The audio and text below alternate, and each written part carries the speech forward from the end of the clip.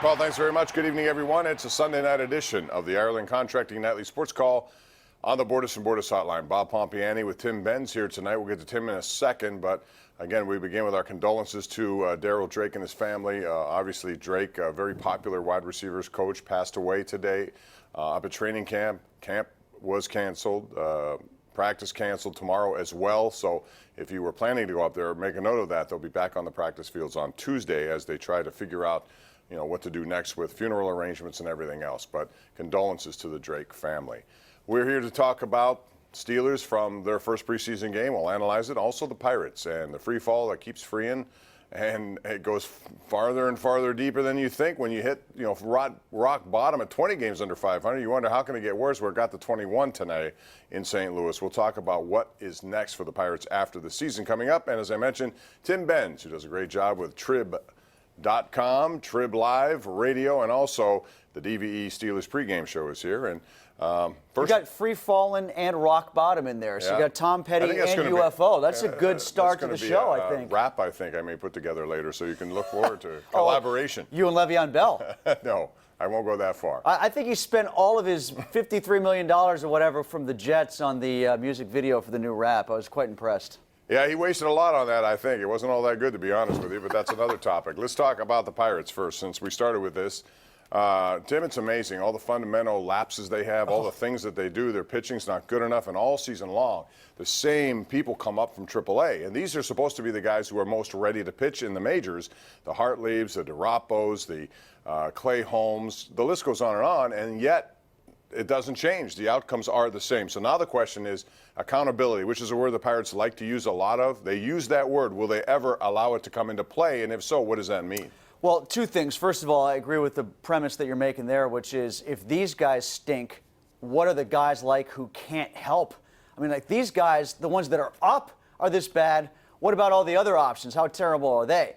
Now, as far as accountability goes, I don't buy that word at all when it is said, because basically Clint Hurdle and Neil Huntington for a long time now are doing the bidding of the owner. They are at the behest of the owner, and I bet he doesn't think they're doing a bad job because they're operating under his constraints and his guidelines, and his guideline is the bottom line. So far they have been, believe it or not, accountable to the owner because they've met that. Okay, well, they could be accountable to him and what he thinks is important, but when you take a look at the baseball part of this, Dreadful. There's no way that they can continue to operate as it's currently constructed. There's just no way. I don't know what that means. And would you be surprised if there are just a couple of sacrificial, guys who are thrown out here, whether it's Ray Searage, whether it's the director of scouting, whether it's the director of development?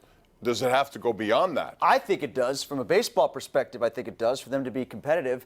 And there are plenty of reasons to do exactly what you're talking about, in the sense that the baseball has gotten so terrible on the field, you can justify firing the manager even though he hasn't been given a good slate of players to work with. But you shouldn't stop there, because you should go to the general manager who, at least in the past, has done a better job of adequately forming a roster that can compete under the weight of the constraints of what the owner has not given him in terms of payroll. But the problem is, he did that with a lot of trades that seemed to work out. It never was drafted players. If you look back, and I went back yesterday and looked at the guys they've drafted who have been legitimate all-stars in 12 years that he's been in control of this draft. Few. Garrett Cole, and I'm not talking about ones who just get in because someone else drops out. I'm talking about ones who actually earn it and deserve it. Not many. Yeah, signing like Marte made an all-star team. Okay, but I'm saying very few and far between, and Josh they don't have Harrison. that many.